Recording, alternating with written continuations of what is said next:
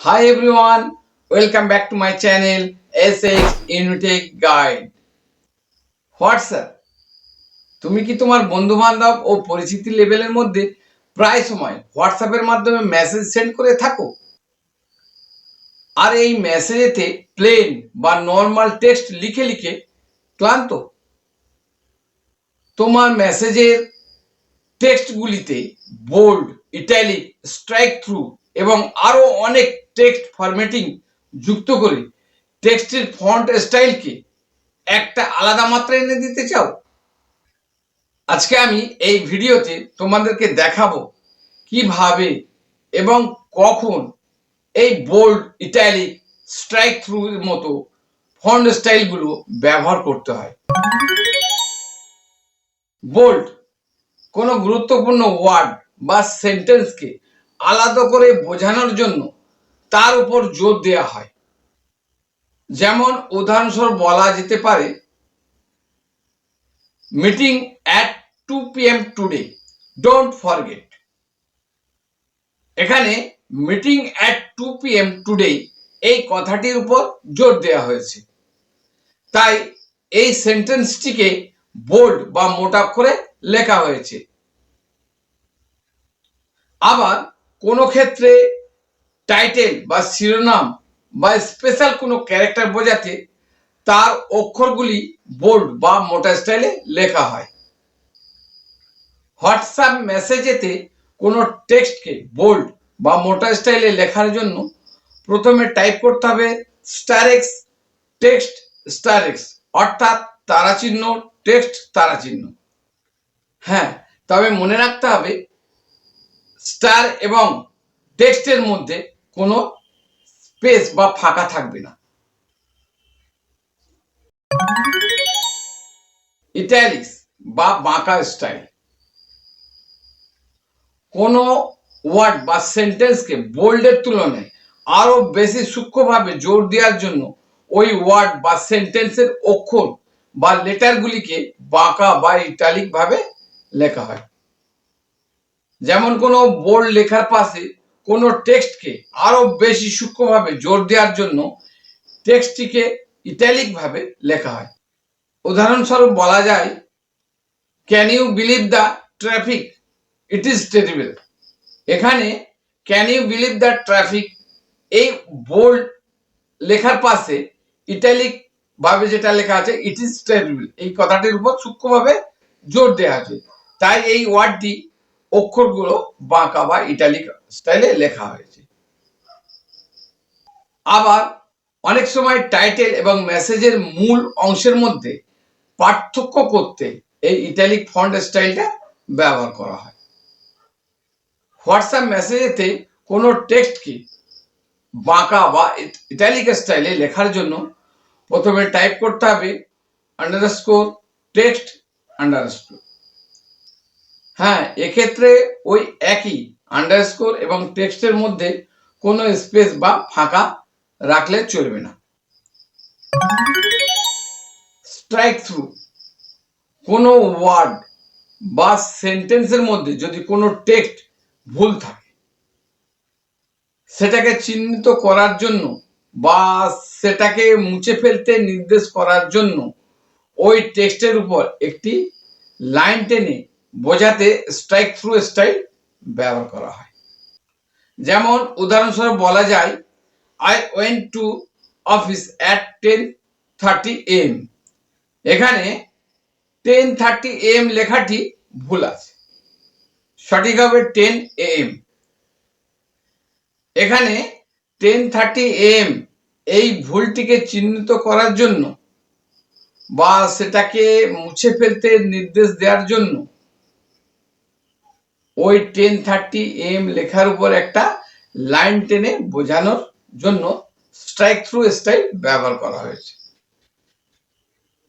WhatsApp মেসেজেতে কোনো text লেখার উপর একটি লাইন টেনে স্ট্রাইক থ্রু বোঝানোর জন্য প্রথমে টাইপ করতে হবে টেক্সট টিলডিস। হ্যাঁ, এক্ষেত্রেও একই, টিলডিস এবং টেক্সটের মধ্যে কোনো স্পেস বা ফাঁকা রাখলে চলবে না। বুলেট লিস্ট, বুলেট পয়েন্ট সহ কোনো লিস্ট তৈরি করতে, যেগুলো কোনো ক্রম অনুযায়ী নয়, এইরকম ধরনের লিস্ট করতে বুলেট লিস্ট ফন্ট স্টাইলটা ব্যবহার করা হয়। যেমন উদাহরণস্বরূপ বলা যায় গ্রোসারি লিস্ট, অর্থাৎ মুদিখানা দোকানের লিস্ট। যেমন ধরো চাল, ডাল, তেল, এগুলো বুলেট লিস্ট স্টাইলে লেখা যায়।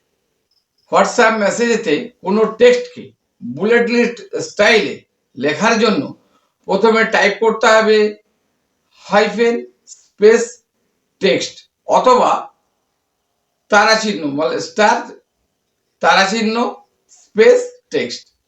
হ্যাঁ, তবে এক্ষেত্রে একটু আলাদা, হাইফেন এবং টেক্সটের মধ্যে একটা স্পেস বা ফাঁকা রাখতে হবে, মানে ফাঁকা থাকবে, অথবা তারা চিহ্ন এবং টেক্সটের মধ্যে একটা স্পেস বা ফাঁকা রাখতে হবে। নাম্বার লিস্ট, এটি একটা সংখ্যা বা নাম্বার যুক্ত লিস্ট তৈরি করতে সহায়তা করে, যে সংখ্যাগুলো একটি নির্দিষ্ট ক্রম অনুযায়ী পরপর তৈরি করা হয়। যেমন উদাহরণস্বরূপ বলা যায়, যদি কোনো ছাত্রের পরীক্ষার ফলাফল,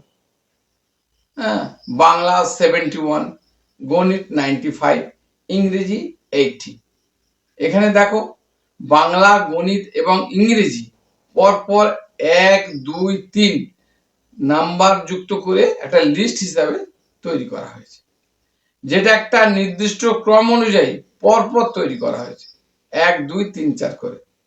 ঠিক আছে। হোয়াটসঅ্যাপ মেসেজেতে কোনো টেক্সটকে নাম্বার যুক্ত লিস্ট স্টাইলে লেখার জন্য প্রথমে টাইপ করতে হবে কোনো সংখ্যা বা নাম্বার, তারপর ডট, তারপর স্পেস, তারপর টেক্সট। বোঝা গেল? অর্থাৎ নাম্বার সহ ডট, তারপর স্পেস, তারপর টেক্সট। এখানে নাম্বার সহ ডট এবং টেক্সটের মধ্যে একটা স্পেস বা ফাঁকা রাখতে হবে। কোটস,